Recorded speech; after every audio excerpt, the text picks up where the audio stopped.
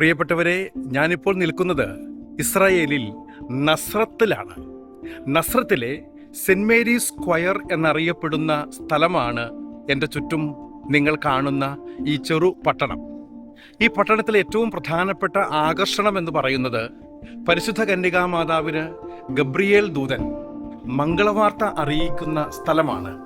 അതുമായി ബന്ധപ്പെട്ട് ആദ്യം മംഗളവാർത്ത അറിയിച്ച് ഗബ്രിയേൽ ദൂതൻ പരിശുദ്ധ കന്യകാമാതാവിൻ്റെ അടുക്കൽ വന്ന് സംസാരിക്കുന്നത് പരിശുദ്ധ കന്യകാമാതാവിൻ്റെ വീട്ടിൽ നിന്ന് 1 കിലോമീറ്ററോളം അകലെയുള്ള പരിശുദ്ധ അമ്മ വെള്ളം കോരാൻ വേണ്ടി വന്ന നീരുറവയുടെ അടുക്കലാണ്.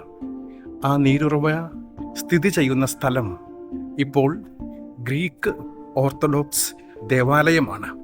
ഈ ദേവാലയത്തിനകത്ത് നമുക്ക് പരിശുദ്ധ അമ്മ ജലസ്രോതസ്സിൽ നിന്നും വെള്ളമെടുക്കാൻ വേണ്ടി വന്നത് നമുക്ക് കാണാനായി സാധിക്കും.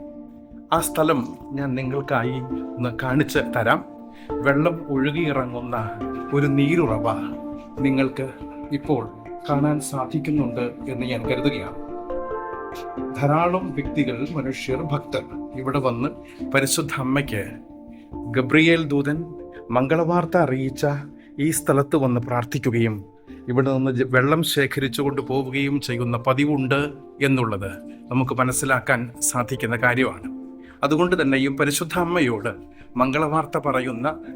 മംഗളവാർത്ത പറഞ്ഞ ഈ സ്ഥലവും ഇവിടെയുള്ള ദേവാലയവും ഏറെ പ്രാധാന്യമർഹിക്കുന്നതാണ് എന്ന് എല്ലാവരെയും ഓർമ്മപ്പെടുത്തിക്കൊണ്ട് പരിശുദ്ധ അമ്മയ്ക്ക് മംഗളവാർത്ത നൽകപ്പെട്ട അനൻസിയേഷൻ ഇപ്പോഴുള്ള ഗ്രീക്ക് ഓർത്തഡോക്സ് ദേവാലയത്തിൽ നിന്നും പരിശുദ്ധ അമ്മയുടെ നീരുറവയിൽ നിന്നുമാണ് ഇപ്പോൾ ഞാൻ നിങ്ങളോട് സംസാരിക്കുന്നത്.